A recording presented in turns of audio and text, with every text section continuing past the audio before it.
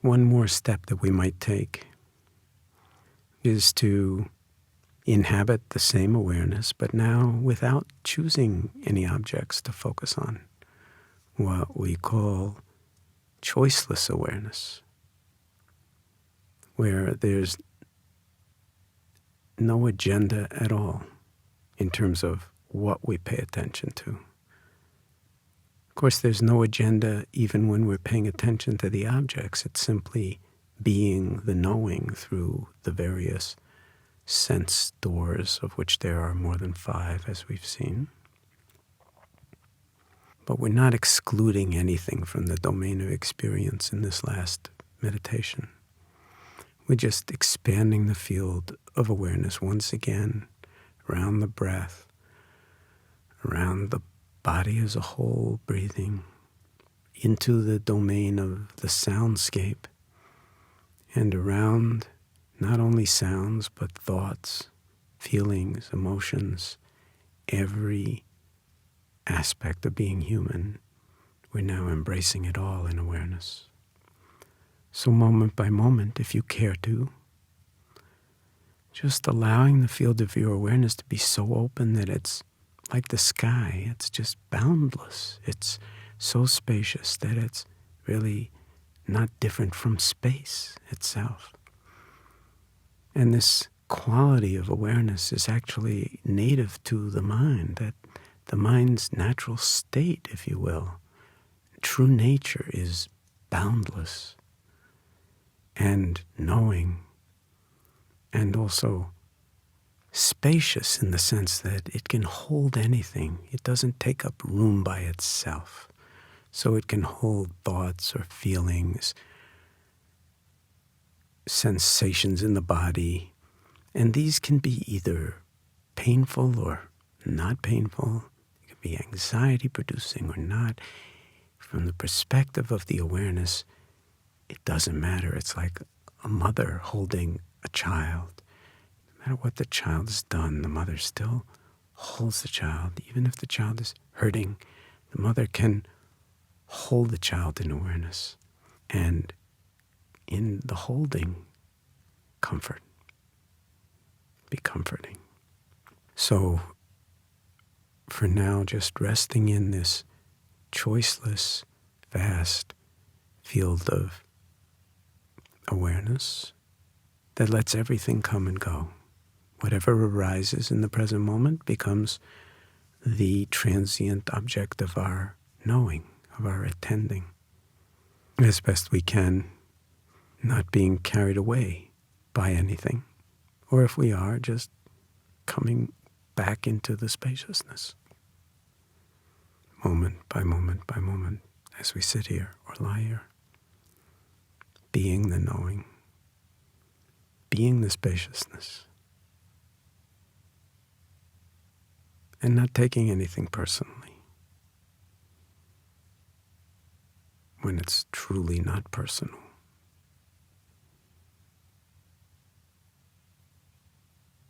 Allowing the silence itself to be infinite, the stillness to be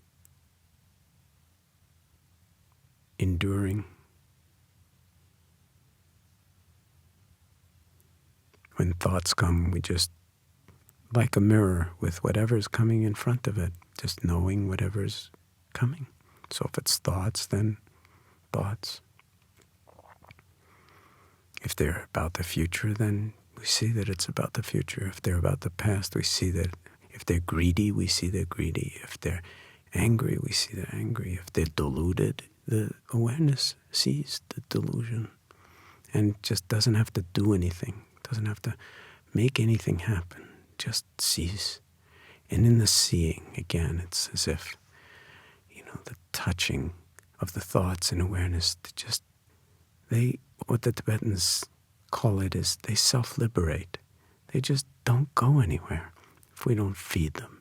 We just compassionately touch them in awareness.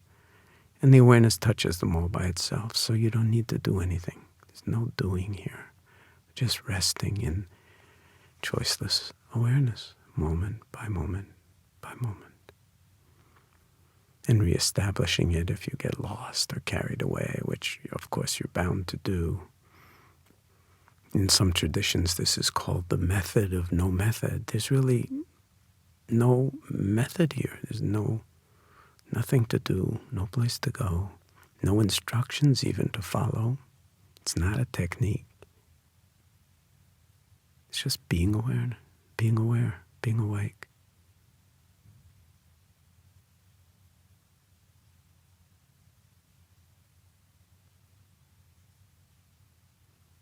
In Japanese Zen, they call it shikantaza, just sitting, nothing more. No big deal.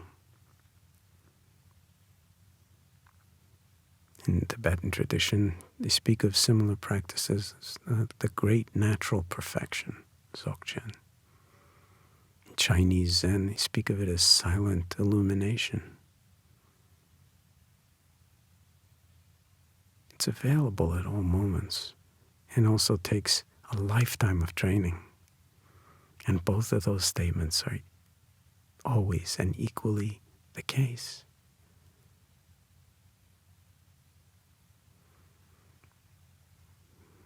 So it's not an advanced practice, it's just practice. If it's congenial, just being here. Being who you already are. Outside of time and underneath thought. Like an empty mirror, reflecting, as we said, whatever comes, and not clinging to it so that when it comes, it comes, when it goes, it goes. And we stay in the receptive, empty, spacious, knowing quality of awareness.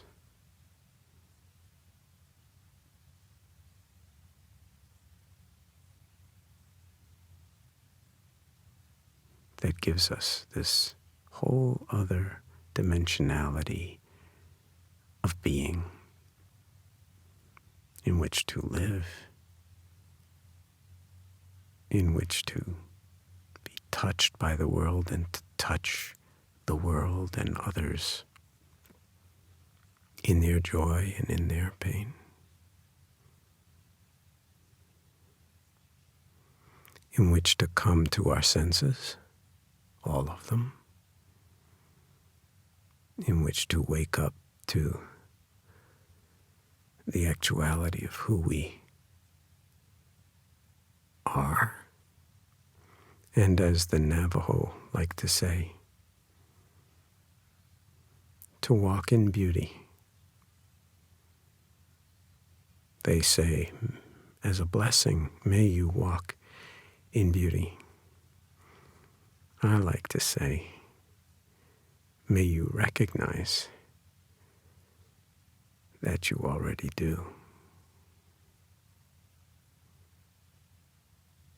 That you already are.